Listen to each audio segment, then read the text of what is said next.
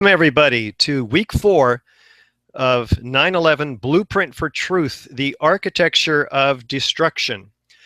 We are broadcasting our week 4 webinar, which this week, of course, will be the Twin Towers we'll be focusing on. And I'm joined by Andy Steele, our operations coordinator. Hi, Andy.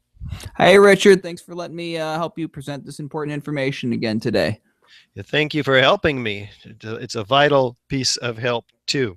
We're all really excited to having started the webinar series in March, and we started with week 1, which was World Trade Center 7 overview. Week 2, World Trade Center 7 in depth. Week 3, the Twin Towers, which we focused on explosives, the evidence therefore. And week number 4, this is our second installment of week 4, Sunday at 4 p.m. here. We'll be focusing today on the evidence of extreme heat, which of course jet fuel and office fires can't possibly produce. So we're very, very excited to continue our series here with the World Trade Center Towers. I'm Richard Gage, AIA. I'm an architect of 28 years.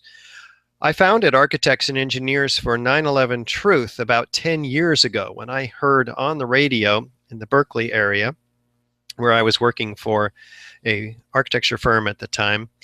I was just shocked to hear all this evidence. I've gone 4 years only knowing the official story of the Twin Towers destruction, not knowing at all about World Trade Center Building 7, the third worst structural failure in modern history, which still most architects and engineers know nothing about.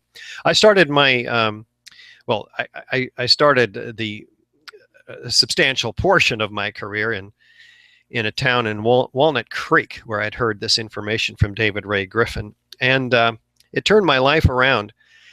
As you can imagine, at that time I was working on these $3 and $10 million gymnasiums and the $125 million construction administration effort for this $125 million school in the Bay Area. More recently, I worked on this large project with 6 blocks of retail and mid-rise office space and parking structure, altogether about 1,200 tons of steel framing, which is now built in Summerlin, Nevada. And I'm joined by now almost 2,500 architects and engineers who are demanding a new investigation. I have a lot of support from them, and the 20,000 others signed on to our petition, which we'll be inviting you to look at. And we are going to be moving past the explosive destruction together, that evidence. If you need to see this information, I encourage you to look at the archive. I think that archive is right below on our website, AE911Truth.org, and more easily accessed by AE911Truth.org/webinars. You can look, in fact, at the previous archives for our week 1, 2, and 3. But we'll be focusing today on pyroclastic-like clouds at the Twin Towers, molten steel and iron microspheres, thermite, and nanothermite, evidence of cutter charges we'll be looking for in the rubble pile of the Twin Towers and the basements and by witnesses and so forth. Why don't we first take a step back in time and find out how this official story had developed.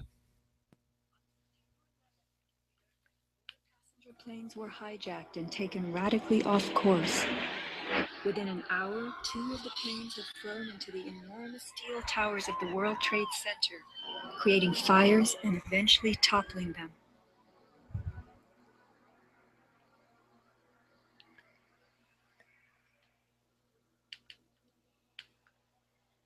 Dazed by the news, the American public soon believed the fires in the towers had burned so hot they caused the steel frames of the buildings to give way.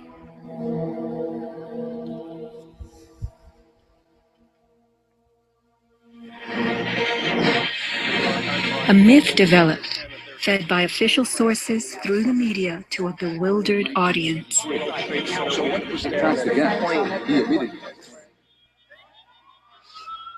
Elements of the myth. The impact of the airplanes, gallons of burning jet fuel, steel melting, the buildings failing and suddenly imploding.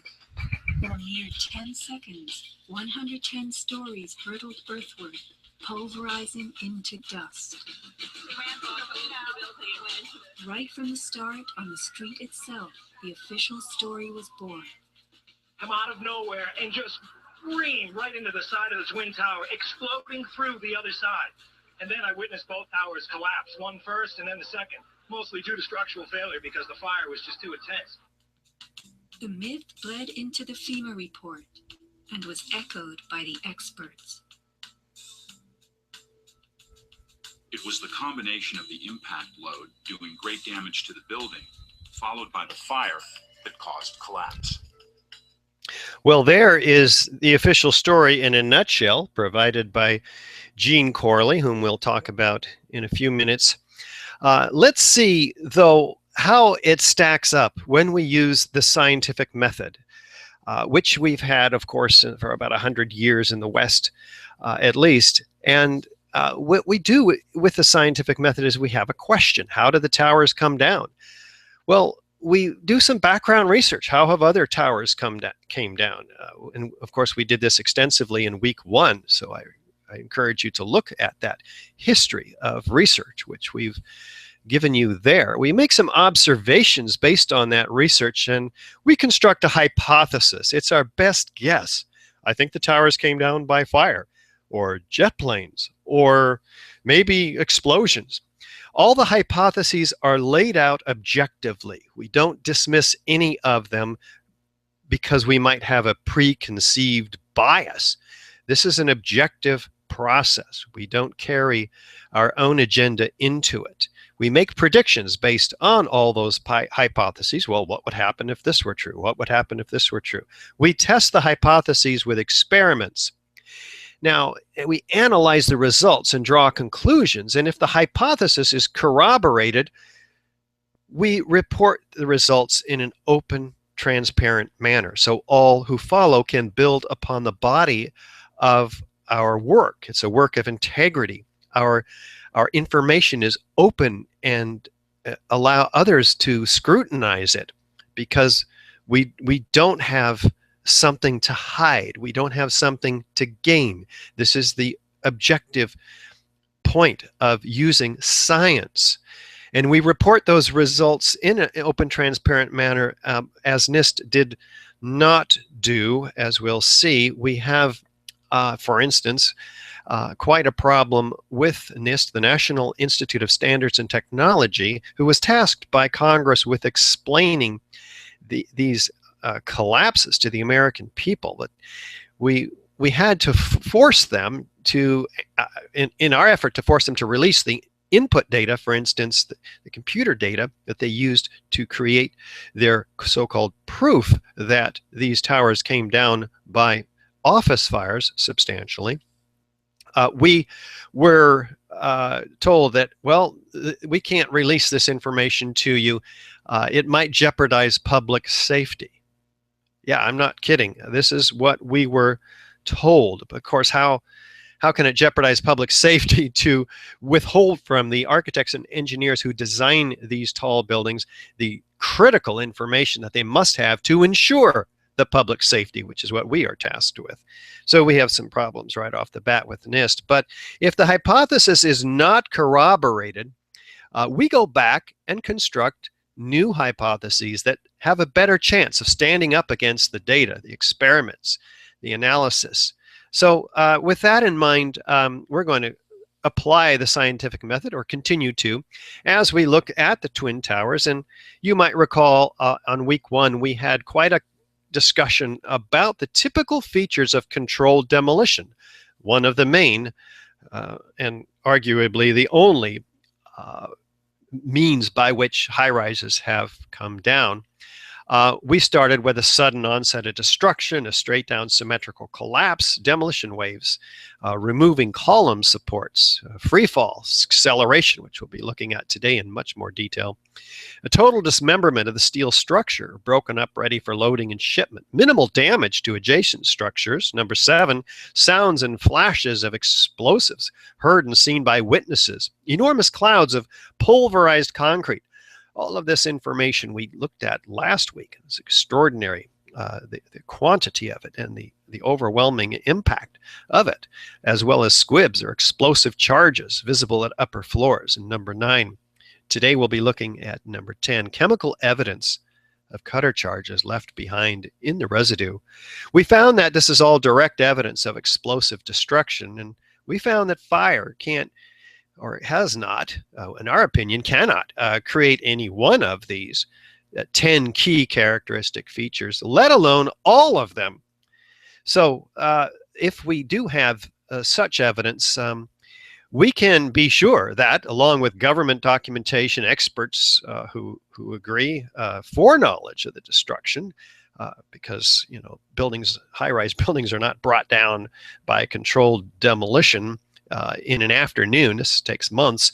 All of this is proof of controlled demolition beyond a reasonable doubt. In typical controlled demolitions, and with respect to the Twin Towers, we did look at the first 8 of these and some interesting variations with explosives.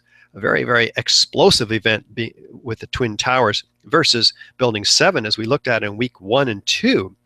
A very implosive event. So that I encourage you to look at those first 3 weeks so you can get caught up.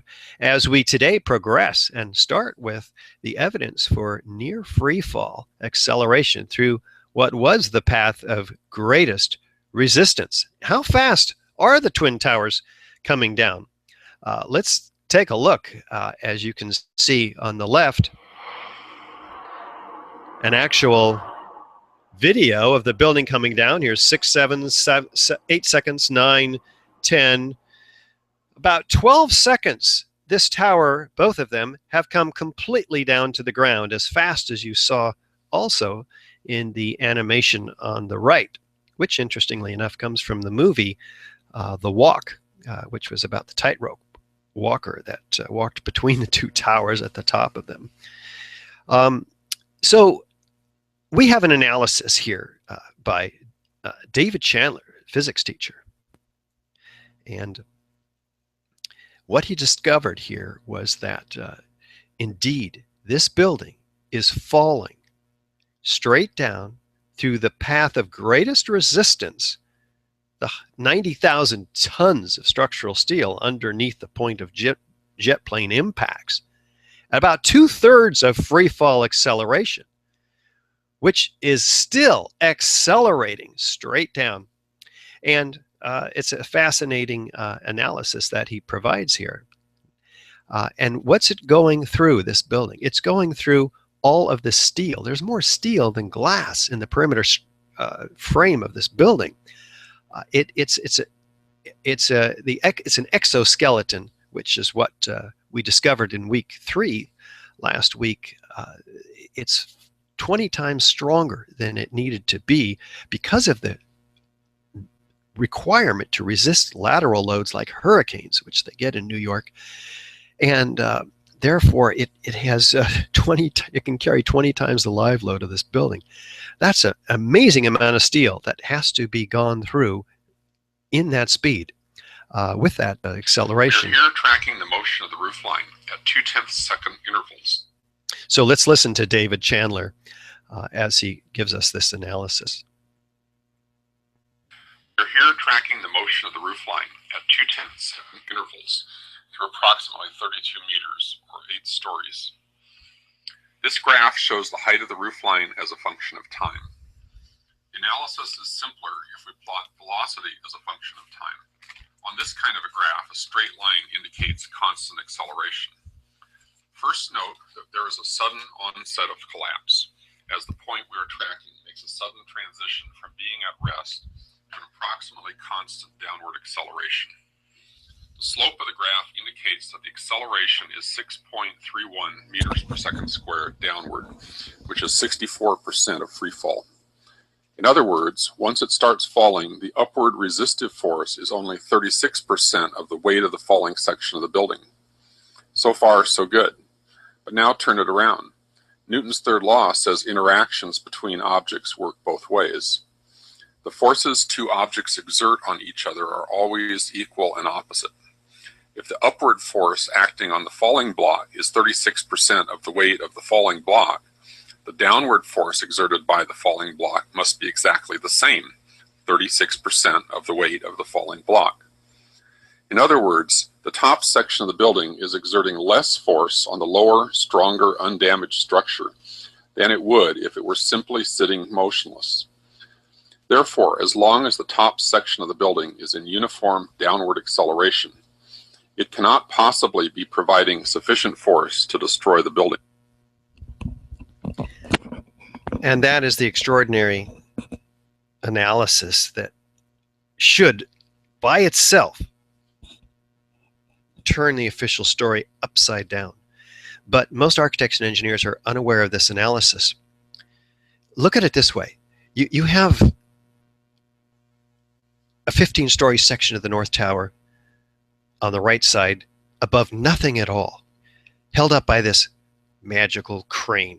On the left side, you have the same 15-story massing of this building, held up by the same crane over 80,000 tons of structural steel designed to resist that load, in fact, 5 times stronger than it ever needed to be. Now, we're going to release the levers on these cranes at the same time. Now, what's going to happen? We all know this. This is intuitive. The right side mass will fall at free fall acceleration. Now, no resistance, right? There's resistance on the left side, a whole heck of a lot of resistance. It's going to at least slow it down. That's the point here. Deceleration is what is expected. In fact, it's actually expected more likely to look like this more probable gravity-driven collapse that Massimo Mazzucco in his film New Pearl Harbor illustrates here. Something of this kind is what we should have seen when the top section of the towers collapsed onto the lower one. The upper and lower sections should have mutually destroyed each other until all the energy is dissipated and the system comes to a rest. Alternatively, as shown in this experiment with 2 towers made of snow, the top section could have fallen off to the side after the initial collapse. What could not have happened is this. A little tiny chunk of the building can't possibly fall and crush the entire structure below it. This is such a simple, fundamental concept that architects and engineers were astonished in seeing it totally ignored by NIST. This is high school physics, and our whole society is being led to believe that these fundamental laws of physics, hard science, don't apply anymore. So now you have a sense of the gravity, no pun intended, of this problem. This is one of the reasons we've issued so many peer-reviewed papers. This one by Tony Zambotti in the Journal of Protective Structures. And there's been others which have directly contradicted the official story, which came from a paper by Zdeněk Bezant that was published just 2 days after 9/11, which is indeed suggesting that the top portion of this building drove the rest of the building down and then destroyed itself. Let's see what happens instead as we start to look at the evidence for these pyroclastic-like clouds, and we'll begin to piece this story together. The National Fire Protection Association Manual 921 is the guide for investigative fire and explosions. They say you need to be looking for this evidence, because if you have blast pressure waves effects and shrapnel effects, which we looked at last week in week 3, you have evidence of explosions. But also look for thermal effects. Interesting, because we have a lot of thermal effects, which is what we're focusing on today. In fact, that would be evidence of incendiaries. In this case, large volumes of gas and a large amount of heat released with rapidly expanding plumes of hot gases. Well, these are observable before, during, and directly after the final destruction, as you can see in all of these photographs, with cauliflower-shaped clouds enfolding themselves and unfolding through this series of release from these explosions in these towers. This is much more heat than was available in the fires, which in the case of the South Tower were actually going out, almost out, before the explosions began, which we had so many witnesses hearing last week. So massive waves of pyroclastic, like this term comes from the volcanoes, where they have these incredible hot gases. So this is direct evidence of massive heat. And these extremely rapidly expanding cauliflower-like plumes are not caused by fires or gravitational collapse. They could only have been caused by the intense heat from expanding explosives or incendiaries. We'll be looking today at the evidence for incendiaries, last week explosives, as we start and see, is there evidence of this extreme heat? Again, we have, in this case, Bechtel, who was at the site measuring the heat, finding evidence of 2,800 degree temperatures. Now, the importance of this is that these are twice the temperatures that office fires or jet fuel even reach. So where are they coming from? They're very carefully documented there, and by this engineer, structural engineer who worked for Leslie Robertson, the structural engineer who designed the World Trade Center. He says the debris past the columns was red hot, molten, running. Well, what do the other first responders and demolition contractors say about all this molten metal? Well, here's a cleanup company president. He was out there running the whole project, saw pools of literally molten steel. Wow. This wasn't appearing in any of the NIST reports. It's dripping from the molten steel, says this firefighter. Seeing the molten steel, uncovering red-hot metal beams. Where's all this heat coming from? In fact, it's pouring out of the South Tower just minutes prior to its collapse. It's bright yellow and orange. With these temperatures, we're looking at extremely hot molten iron or steel, but NIST says no, must be melted airplane. Well, molten aluminum looks silvery in daylight conditions. It doesn't look like what we just saw pouring out of the towers at all. This veteran says, seeing the molten steel, uncovering red-hot metal beams, ranging from molten metal, which was still red-hot weeks after the event. Molten steel at the heart of the tower's remains. Molten steel beams. Streams of molten metal that leaked from the hot cores and flowed down. These guys had never seen molten steel or molten iron in fires. This just doesn't happen in these in these fires that can't possibly get hot enough to melt steel. 2,800 degrees is the melting point of steel. It looks, and there's some very nice photographs, particularly this one, liquid metal falling out of the material held in the crab claw jaws from this piece of equipment.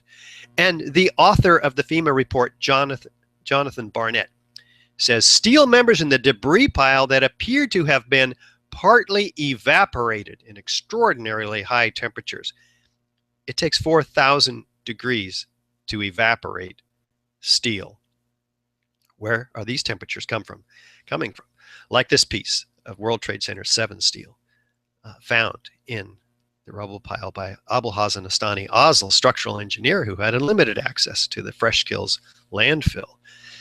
Now, this was very carefully documented, the metallurgical examination of this melted steel by FEMA in 2002 in their Appendix C.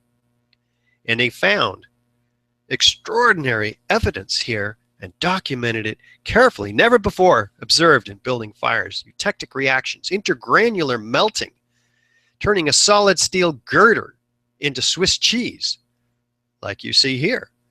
World Trade Center 7 steel. So they'd never seen this before. You'd think this would become the most reported event. In fact, the New York Times calls this the deepest mystery in their report on it, but it was just overlooked. And there's no mention of this material in the NIST report. In fact, they ejected it from their report when they took over in 2002 and issued their final report on the Twin Towers in 2005, eliminating rapid oxidation, sulfidation, and intergranular melting. Where does sulfidation, where's sulfur coming from? Sulfur is not a component in high-rise construction. Well, NIST came back with a frequently asked question, FAQ, and they said, well, it must have come from the gypsum board. That gypsum board is put in high-rise construction in order to protect the steel. It has never released its sulfur content. It's bonded, and it doesn't release in fires and attack the steel, which is designed to protect. Look at this, liquid iron attack, sulfur attack on the steel. Liquid iron is molten iron. So here we have documented by FEMA the evidence of molten iron, which corroborates all the witnesses and the photographs and the videos, but they completely eject it from the final report. And this demolition worker at the site at John Field, it burned. The smell of sulfur, it haunts me, the smell of sulfur burning. FEMA documents the sulfidation and oxidation of steel. What do they do an analysis, an XED analysis, X-ray dispersive spectroscopy. They find sulfur in the steel. They don't know where it came from. It's fascinating. They find iron. They find manganese. These are the elements of thermite. Sulfur is added to thermite to become thermate. It's much more effective at cutting through steel. It's capable of melting concrete. Concrete melts at 3,200 degrees. It's flowing like lava in the World Trade Center 6 around the police weapons depository, in this case around a police gun, just flowed around it. It's in the museum today at the police museum. You can go see it yourself. It's direct evidence of incendiaries. Nobody's talking about it. Fascinating. And this evidence by architect Bart Vorsanger, finding meteorites that are completely unexplained. And on the right, these huge chunks of molten iron or steel. It turns out not to be steel because it rusts really bad. So and it's not aluminum because of its rusting, like NIST began to claim. Well, here we have at the World Trade Center 7 site evidence from the satellites taking pictures of the heat that's on the surface, 1,340 degrees Fahrenheit. Now, this is well after the fires are not burning at the surface anymore. So we're talking about much hotter temperatures well below the pile of debris, burning much hotter, such that their radiant heat is picked up by this sensitive equipment at 1,340 degrees in World Trade Center 7, 1,160 degrees World Trade Center 1, and in the South Tower World Trade Center 2, 1,377 degrees. These are temperatures associated with the hottest fires, and yet there's no fire burning on the surface of these piles. That is very important. And yet we have John Gross, co-project leader, in complete denial of this information. First of all, let's go back to your basic premise that there was a pool of molten steel. I know of absolutely nobody, no eyewitness who said so, nobody who's produced it. You'd get down below and you'd see molten steel running down the channel rails, like you're in a foundry. Yeah, like lava. From a volcano. There actually melted beams where it was molten steel that was being dug out. Underground, it was still so hot that molten metal dripped down the sides of a wall. The cleanup was very difficult in the beginning. Steel was coming out red in certain areas from the first couple of weeks. This fused element of steel, molten steel. And they pulled out the big block of concrete, and there was like a little river of steel flowing. Leslie Robertson, the World Trade Center structural engineer, is documenting himself a river of steel flowing, not realizing that this can only be the evidence of very extensive incendiaries. We'll keep looking, though. I mean, Thomas Iger, a supporter of the official story, suggests that the temperatures from the fires reached 1,200 degrees Fahrenheit. NIST actually claims 1,800 with no evidence to back that up. In fact, contradictory evidence that suggests that fires in the area of the jet plane impacts, the steel shows only no evidence of temperatures exceeding about 600 degrees Fahrenheit. Structural steel doesn't melt until about 2,800 degrees. So what's producing all this? We're going to be looking at thermite, which produces temperatures exceeding 4,500 degrees. Remember, hydrocarbons, buildings and jet fuel and desks and chairs and rugs and so forth, can only reach temperatures of 600 degrees typically in hot fires, but in the very, very hottest conditions, which we don't see at the World Trade Center because of the thick black smoke and these oxygen-starved fires. But in other fires can reach actually up to 1,400 degrees, but that's still only half the temperature that it takes to melt steel. So we're going to be focusing on something else that our particular bias does not keep us from looking at. What caused the steel to melt? So let's just take a look at John Gross first. And here he is on the pile, cutting off the very end of this partially evaporated beam. And then later, he denies there's any evidence for this melted steel. And yet his shadow is all over the evidence. Well, let's see if there is any chemical evidence of cutter charges, thermite. And could thermite have produced all that molten metal? And what is thermite anyway? An incendiary used by the military, thermite is a compound of iron oxide and aluminum, which when ignited sustains an extreme heat reaction, creating molten iron. In just 2 seconds, thermite can reach temperatures over 4,500 degrees Fahrenheit, quite enough to liquefy steel. We know that open-air fires cannot burn hot enough to melt steel, but metal had melted at the base of the towers. Appendix C of the FEMA report describes sulfur residues on the World Trade Center steel. The New York Times called this the deepest mystery of all. Sulfur slightly lowers the melting point of iron, and iron oxide and iron sulfide had formed on the surface of the structural steel. Sulfur used with thermite is called thermate, producing even faster results. This is fascinating because now we have a possible source for all of this extreme heat that we've been showing you the evidence for. We have a possible source for the sulfur, as you see, because thermate has to have sulfur to help it melt through steel. It's much more effective.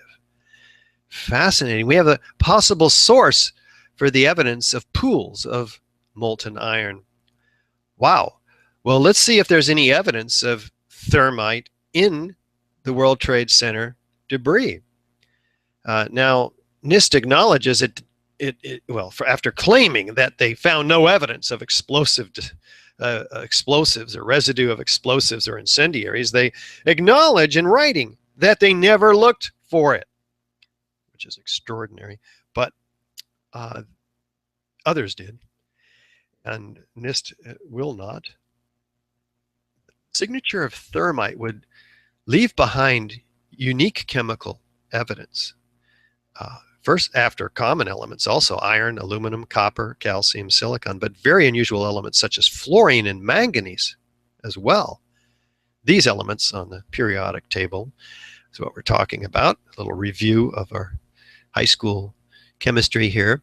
Well, a chunk of this 40-pound piece was sent to Stephen Jones. He did some analysis on it. This is molten metal from the World Trade Center site.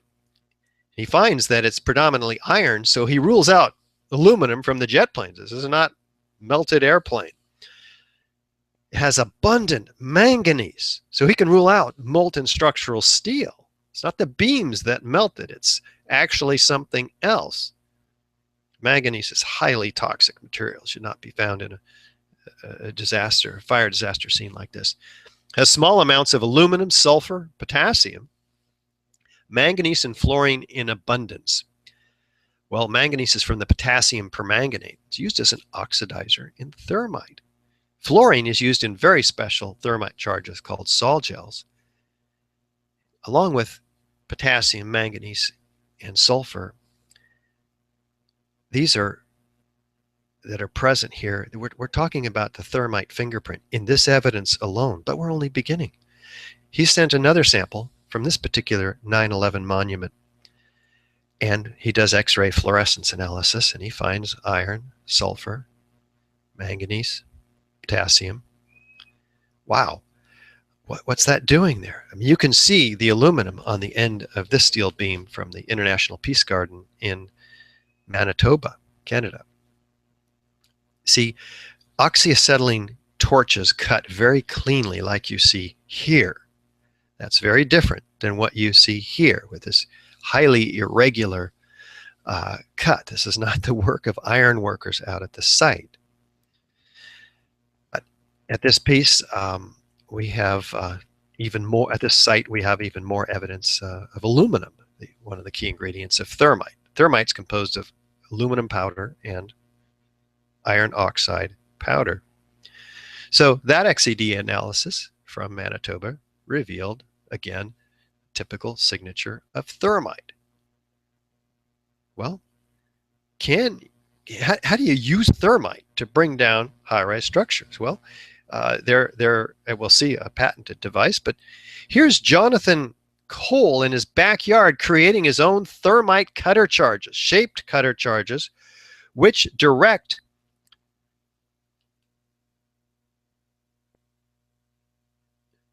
forced liquid molten iron cutting through these steel beams, as you can see cleanly right there.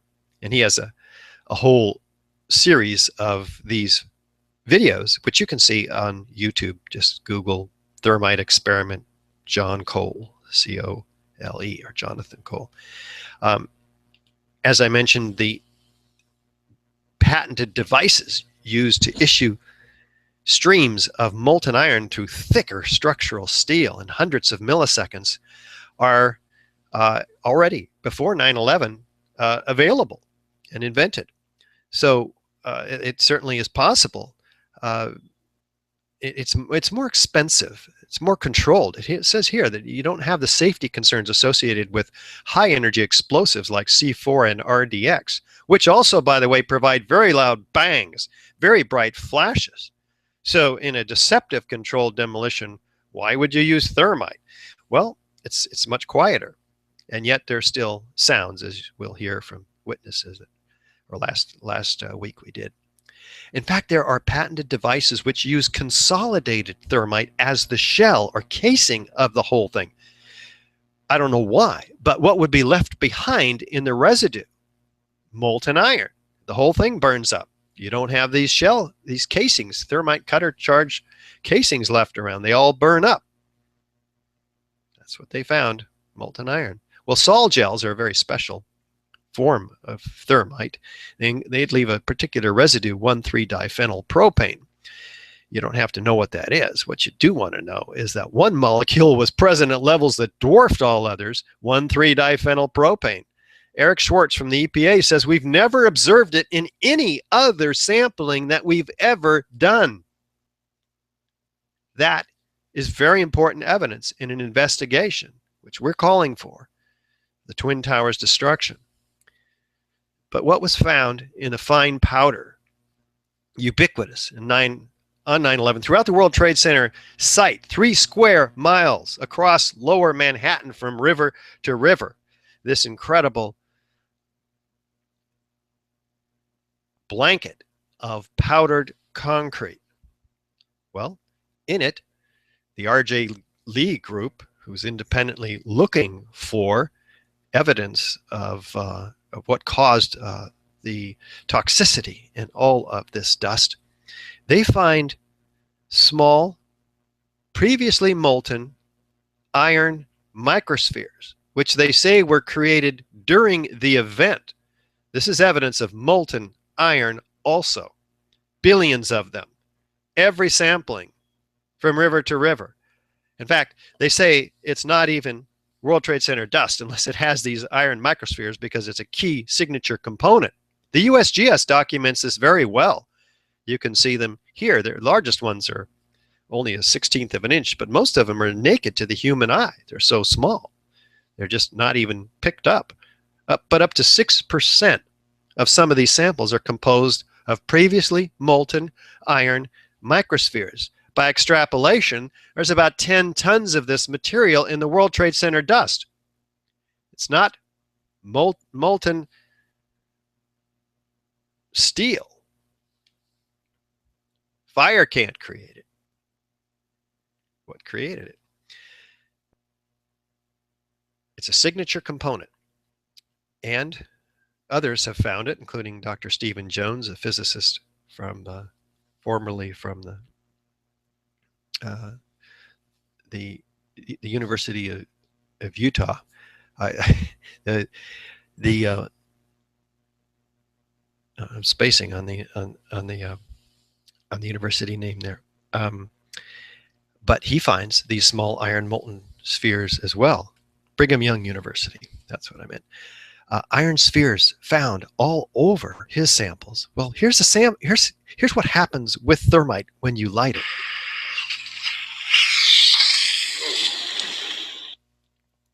Slowing that down to half speed, you see an incredible array of thousands of sparks, which become what? Molten iron microspheres. Previously molten iron, they cool and they fall, as you can see here. Could this be responsible for the toasting of the tops of these cars all around the World Trade Center? Liquid falling small droplets of molten iron. What else would explain the toasting of the tops of these cars? But what else was found in this dust? Interestingly enough, 6 independent samples were collected and sent to Stephen Jones and Niels Harrit, a team of 8 international scientists, including a sample from the apartment across the street from the South Tower,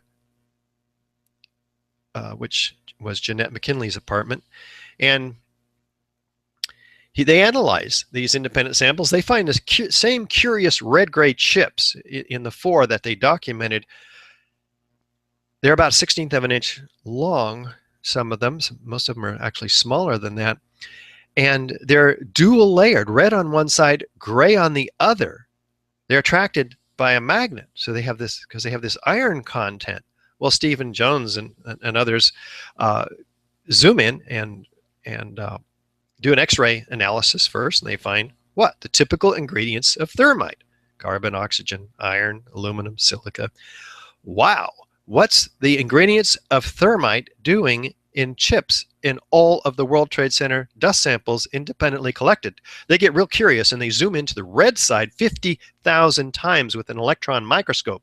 What do they find? Extremely small particles of iron oxide crystals and aluminum platelets. These are 1,000 times smaller than the human hair. This is not built or made by grinding down powders of these materials like normal thermite. This is built from the atomic scale up, a very finely engineered process. These particles are in the right proportion to become thermite, like 3/4 iron oxide to 1/4 aluminum. And they're set in an organic bed of oxygen, silica, carbon. Now, incendiaries are normally just producing heat. They work by massive heat, as you saw. Explosives work by gas. Well, gas, that's created by carbon material. So here we have an incendiary that's engineered to become more explosive by setting it in this organic material.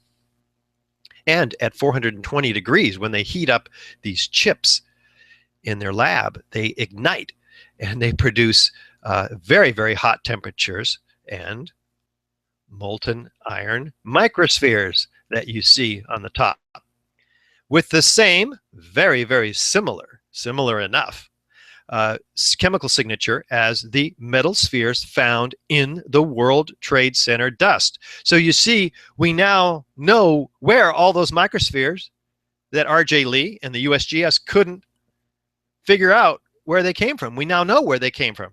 They came from those small gray chips. So it's an internally corroborated set of evidence that ties up the case and pulls the rug out from underneath the NIST report that these buildings came down due to normal office fires, because there's evidence of incendiary. As if we didn't know where these spheres came from. They're found attached to the small red-gray chips that are partially ignited. So that's very, very clear evidence in and of itself, as you can see. Now, this is called super thermite. It's highly engineered, documented by Lawrence Livermore Lab, Los Alamos Lab also.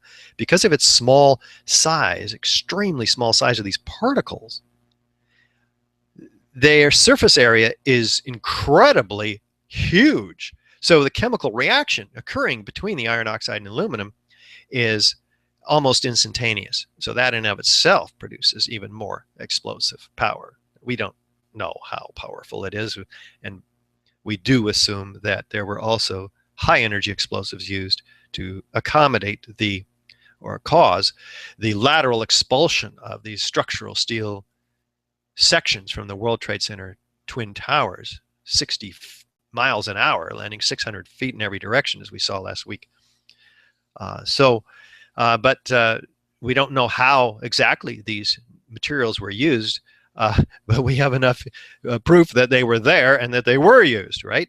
And this is a very sophisticated set of materials. I mean, it's not made in a cave in Afghanistan, for instance. We're talking about very, very high-tech defense contracting laboratories that are responsible for this material. So we've got a target of an investigation. We're not blaming anybody yet. We don't have evidence or proof of that. We're not criminal investigators. We certainly have cause to suggest that this material should be followed up on by law enforcement and prosecutors. And I mean, this material has to be brought into the World Trade Center towers. So we have a need to investigate the security. So there's cause for a real new investigation that's not run by the folks that brought us the 9/11 Commission report, for instance, or the NIST report, which didn't even discuss this evidence we're talking about today, of course. Well, this information is all documented in a 25-page peer-reviewed paper in the Bentham Open Chemical Physics Journal, as you see here. Now, this paper has not been contested whatsoever in the peer-reviewed sense. The way to contest somebody's scientific peer-reviewed process is to go through one your own. You don't just wave your hand and say, hey, that's paint. Well, paint doesn't have these exotic properties. You know, you need to submit through a peer-reviewed process your own challenge. And this remains uncontested in that sense. So we've been looking at, in last week and this week, 10 key characteristic features of controlled demolition, which is direct evidence of explosive or incendiary destruction. And we don't believe the fire can create any one of these, let alone all 10 of them. And what we want to look at now is some additional data from the FEMA and NIST reports, because FEMA the FEMA investigation was declared a half-baked farce by the editor-in-chief of Fire Engineering magazine, Bill Manning. That's pretty incredible condemnation from the world's foremost central nervous system of communication between fire protection engineers who design the codes that are responsible for these buildings that are supposed to resist fire. The structural damage from the planes and the explosive ignition of jet fuel in themselves were not enough to bring down the towers. Now, this is an expert. None of that testimony did not appear in this NIST report, which is 10,000 pages long, took 3 years to create, and $20 million, your and my tax money. What did they find out? Well, they only have a half page on the actual collapse. And we're going to look at that half page. The rest of it is consumed with fire modeling, safety issues, and every turbine in the airplane modeled by a computer. One half page of 10,000 on the actual collapse. Let's look at it. Structure below the level of collapse initiation offered minimal resistance. The large building mass far exceeded the capacity of the intact structure below to absorb that. It came down in essentially free fall. The floors below were unable to arrest the moving mass. Now, wait a minute. You spent $20 million and you stopped at the initiation of collapse. This is not an analysis. What follows the initiation of collapse is a speculation about how this building came down. Now, we challenge this, of course, which is a request for correction we filed. And they say we were unable to provide a full explanation of the total collapse of the Twin Towers. Well, they didn't provide any explanation. They provided an opinion, which I just read to you. And they did indeed stop the entire effort at the initiation of collapse. That is absolutely amazing. Everything that happens after the initiation of collapse is where they should have started, really. Why would they have stopped at the initiation of collapse? Well, had they gone any further, they would have had to account for all the evidence that you have just seen in weeks 3 and 4, last week and this week. So they were able to avoid looking at the evidence by stopping at that point and merely speculating, hey, yeah, the building came down. Well, we saw how the building came down last week. It came down very explosively. Well, what do the experts say? Like this structural engineer, one of about 80 structural engineers signed on to the petition at AE911Truth, Ron Brookman says, doesn't look anything like a heat-induced gravitational collapse mechanism. Why the complete collapse of the Twin Towers became inevitable is beyond me. Why would all 110 stories drop straight down to the ground in 10 seconds, pulverizing the contents to dust and twisted steel? It's being swept under the rug, he says.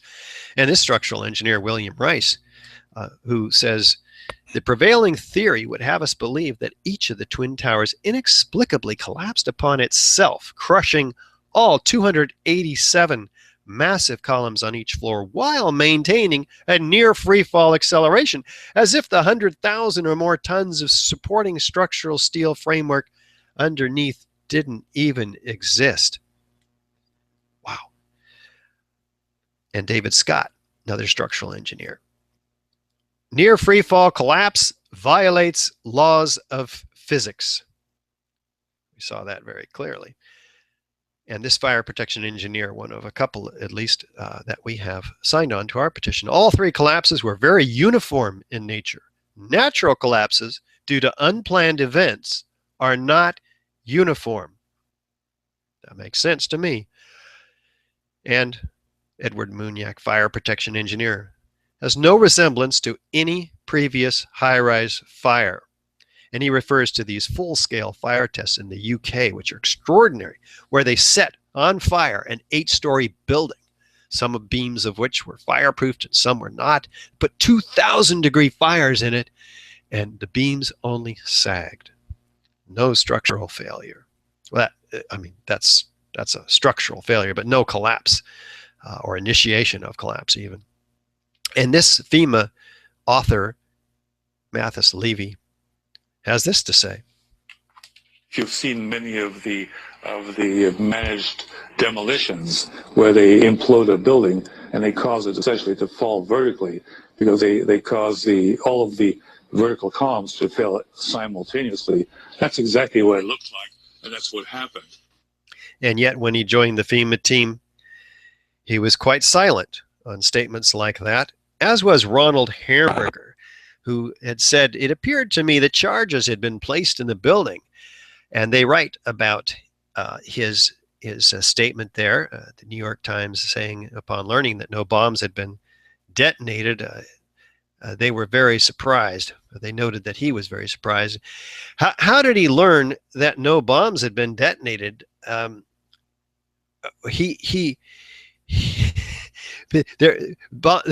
Because I mean, it's not part of the official story that bombs had not been detonated. It was, they just went for fire from the very first. It's extraordinary. So no word on that again from Ronald Hamburger, who went on to become part of the FEMA report. Well, with the evidence we've shown you in the last couple of weeks, is this hypothesis corroborated of explosive demolition last week and this week? If so, have we shown all 10 key characteristic features of controlled demolition? Can fire, in your opinion, create any one of these 10 key characteristics? Do we have additional circumstantial and corroborative evidence from FEMA reports, whistleblowers, testimony of first responders, experts, and, as we saw in the case of Building 7, direct evidence of foreknowledge? Is this proof to you of controlled demolition of the Twin Towers? If so, we want to encourage you to do something with this information. It will be difficult to assimilate this information if you agree with us. If you don't then take some sort of action, like talking to others about it, getting more informed, signing our petition, calling for a new investigation. If you think one is necessary, join us, please. We have 20,000 others. You don't have to be an architect or engineer. Become a member of AE911Truth. We have many, many members who support us with very small monthly sums, and if you're able, $20 a month, $50 a month or more. Also, this is how we go to the conventions, for instance, which require $4,000 to rent a 10-foot by 10-foot booth, where we're able to speak to 1,000 architects and show them Building 7 coming down as they walk by our booth. We'll be doing this in Philadelphia, May 19 through 21 at the annual American Institute of Architects.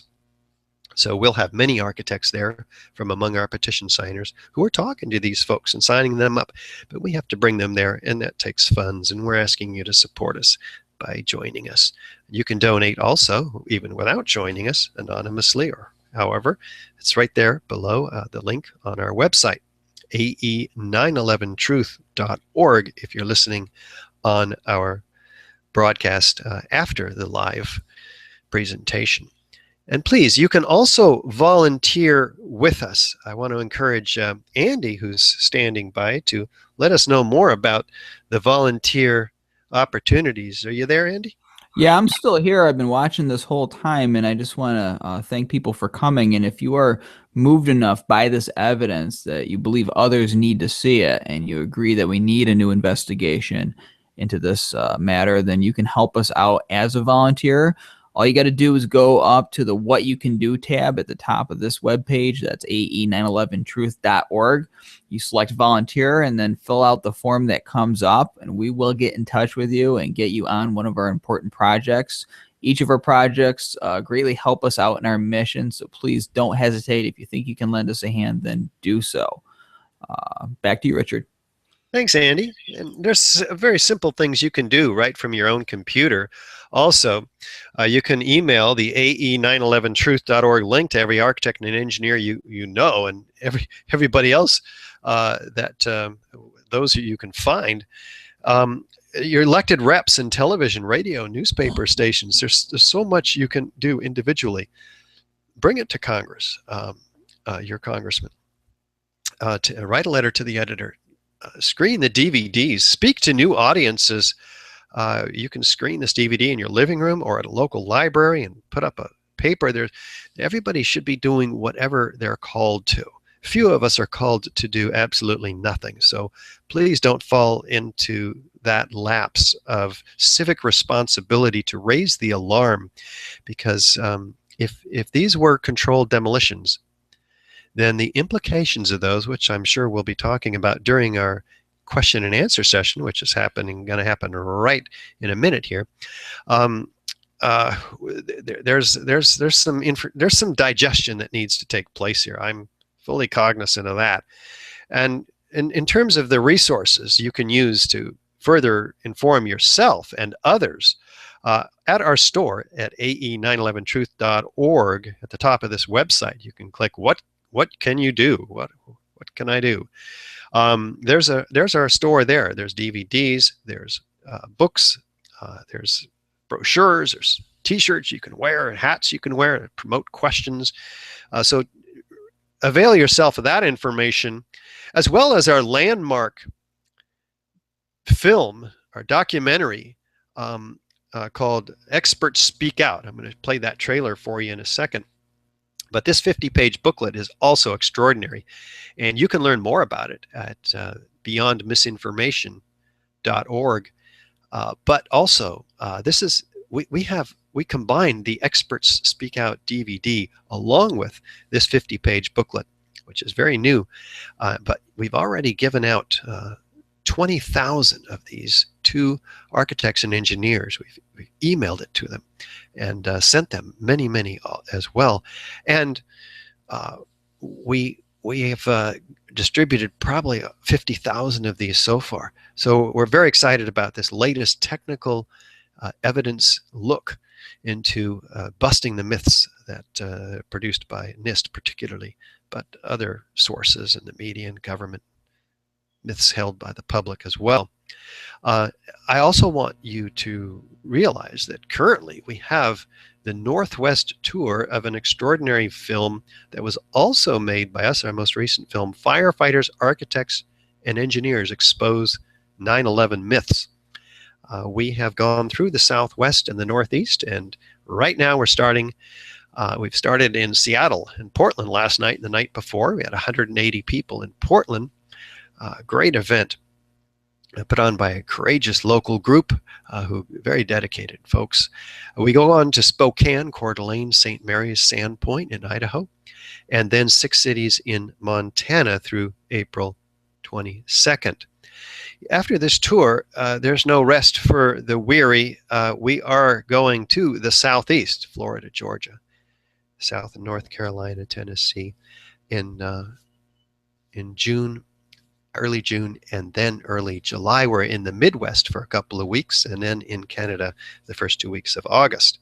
So join us on the tour, and you can Google the Firefighters, Architects, and Engineers, in which I'm joined with firefighter Eric Lawyer, who founded Firefighters for 9/11 Truth and Unity.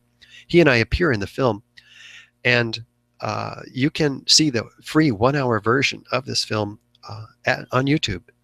Just Google Firefighters, Architects, and Engineers. And at this point, I want you to see a couple of minutes of this extraordinary documentary that we did make. And this is the resource that probably is your #1 resource. It's available in our store. And there is a free, shorter version also on YouTube. You can Google Experts Speak Out, 1-hour version. Hey, here's a 2-minute version, 3 minutes.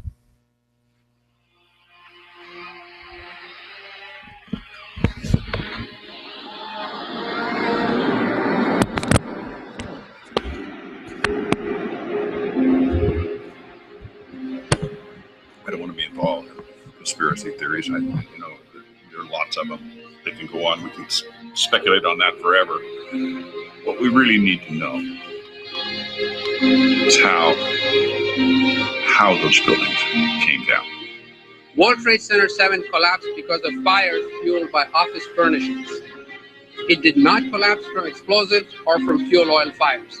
To undermine scientific integrity is to undermine our democracy. This is what NIST has done, denied and ignored crucial evidence. The American people absolutely need the truth of 9/11. More than 1,500 architects and engineers and 12,000 others, including many scientists, have signed the petition calling for a scientific investigation of the destruction of the Twin Towers and World Trade Center Building 7. The report, issued by the National Institute of Standards and Technology, referred to as NIST, was not valid science.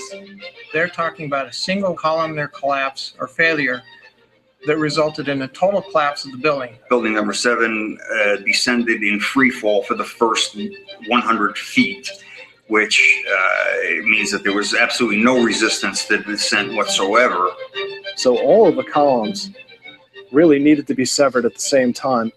The symmetry is the smoking gun. NIST has admitted it went into free fall for 8 stories. You don't need to be an engineer or an architect to see what happened to those buildings. Dit is controlled demolition. Zeker weten. Zeker weten. What I saw, it was a classic implosion. The center of the core, the penthouse area, starts to move first, and then the building follows along with it. NIST excluded the documents from FEMA in Appendix C that documented the evidence of melting steel. In an office fire, you cannot generate enough heat to melt steel. There were these iron microspheres present in all of the dust samples. They needed to have been formed in extremely high temperatures. All the characteristics of the microspheres, along with what I see in the attack of the beams that were actually found, tell me that thermite was involved. In the dust, what we have found is a modern version of thermite, which we call nanothermite. NIST concedes that they found no evidence for explosives. So then we asked them, well, did you look? And they said, no, we did not look for explosives or residues of explosives. And in fact, the evidence is overwhelming that these red-grade crystals are very high-temperature incendiaries. And we have watched as scientific integrity has been undermined and scientific research politicized in an effort to advance predetermined ideological agendas. If this is a crime, I think everybody agrees it's a crime. Evidence was removed from the scene of the crime. You can't do science when you are deprived of the evidence and when your hypothesis is the least valid instead of the most likely. When the most likely hypothesis in the case of Building 7 wasn't even mentioned. This is not science.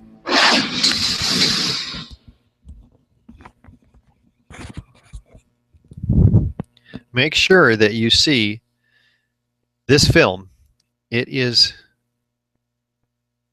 very important because it goes into a whole lot more detail than we've been able to go into on the webinar series even.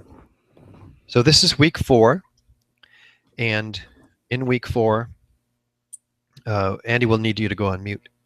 And in week 4, we've got a review now of the pyroclastic clouds, molten steel iron, iron microspheres, thermite, nanothermite, incredible evidence.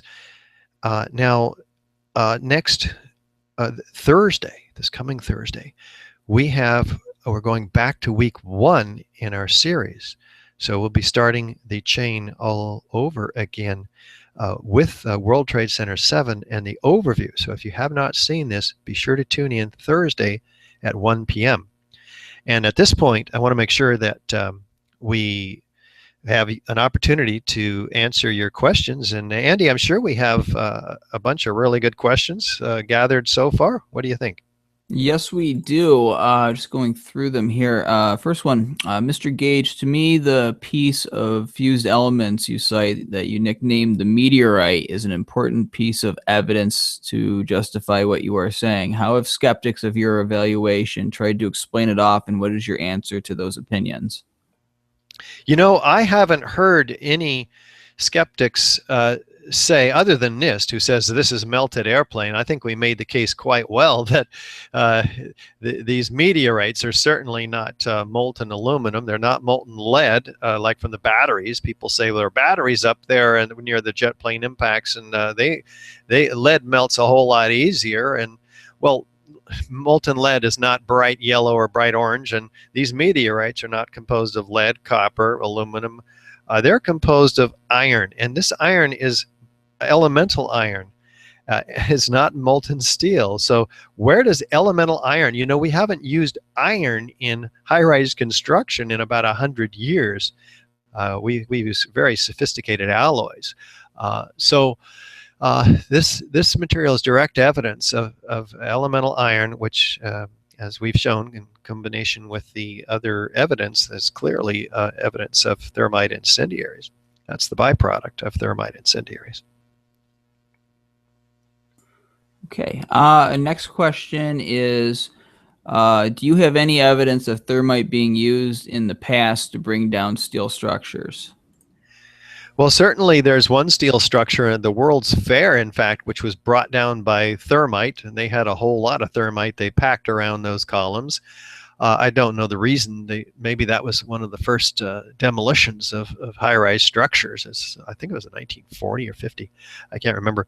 Well, what I did mention, though, is that thermite cutter charges particularly are much more expensive, and they don't have the control that high energy explosives and sophisticated cutter charges associated with them have.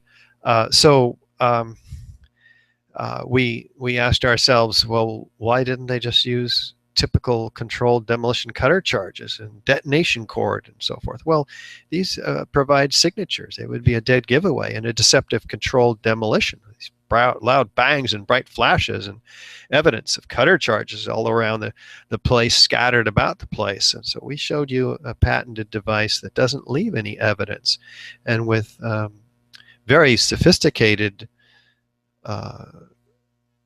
wireless devices, you could leave a whole lot less evidence behind other than this molten metal, which would be unfortunately left behind, which was documented by all of these different categories of people that we saw today.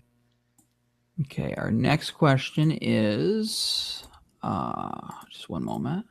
What evidence do you have that the fires were nearly out in the towers? Oh, look, you can just Google on YouTube, South Tower burning, and you'll see that of course, when the plane hits it, there's a huge explosion of jet fuel. And NIST even says that 90% of the jet fuel burned up outside both of these buildings. And then the rest was gone in 10 minutes.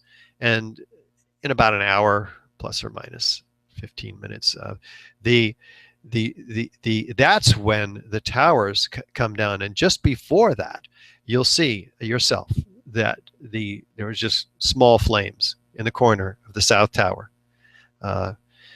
In fact, we showed you that very clip when the pouring molten metal coming out of the South Tower. The North Tower had hotter fires, but they were also, you don't see much flame by the time they come out. You see a lot of thick black smoke. Okay, our next question is, has the patent holder of the thermite cutter charge weighed in on the possibility of his device being used to bring the Twin Towers down? That is an excellent question, and no, I have not written him, and I challenge, I encourage our listeners to pick up the torch here and get a hold of that. You can just Google patented thermite cutter charge. We might find somebody to go back and find that number for you. I can't do that while I'm broadcasting here, but somebody should write him. In fact, maybe it should be us, Andy. I don't know. We can contact him and ask him. I'm just guessing that we won't get a response, but it was certainly one of those things that we should be doing. Okay, the next one is, what justification did the government have for not going past the initiation of collapse in its report? Well, I haven't heard a justification for that. I think it's an excellent question that they should be asking. What they say is, in writing, is that beyond the initiation of collapse, well, we have the videos. You can see that it came down. So obviously, the columns below were unable to resist the moving mass above. So we didn't have to go any farther. That's what they said. What they didn't say, and what's implied is that they because it's a very easy analysis. Structural engineers do this every day, calculate the ability of a structure below to resist a portion of the building above, because they're designing those beams based on potential failure. So the beams, the columns, they have to be 5 times stronger, sometimes 3, sometimes 5, in this case 5 times stronger than they need to be to hold the building up. So they're very, very, very strong.